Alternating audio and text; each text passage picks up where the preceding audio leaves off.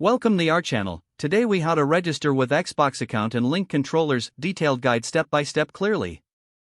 To register for an Xbox account, start by turning on your Xbox console.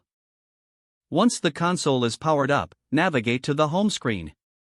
Select the sign-in option located at the top left corner. If you don't have an account, choose Add New to create one. You'll be prompted to enter your email address. Type in the email you want to use for your Xbox account. Next, create a password for your account. Make sure your password is secure and meets the requirements. After entering your password, select Next. Follow the prompts to verify your email address. You might receive a code sent to your email for verification. Enter the code in the designated field on your console. Once verified, complete any additional personal information requested. Now your Xbox account is set up and ready to use. To link your controllers, start by turning on your Xbox console again.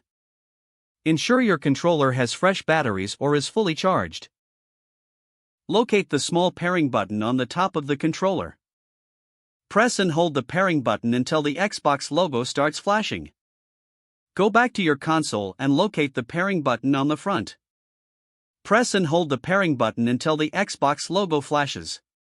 Once both devices are in pairing mode, they should connect automatically. Watch for the player number light on the controller to indicate a successful link. If needed, repeat this process for additional controllers.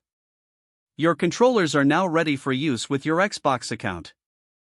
If the page does not load, refresh the browser or try again in a private or incognito window. Make sure you are using the correct email address, then retype it carefully to avoid small typos. If your password is not accepted, use the reset option and create a new strong password you can remember. Check your spam folder for verification or security emails, then complete any requested confirmation steps.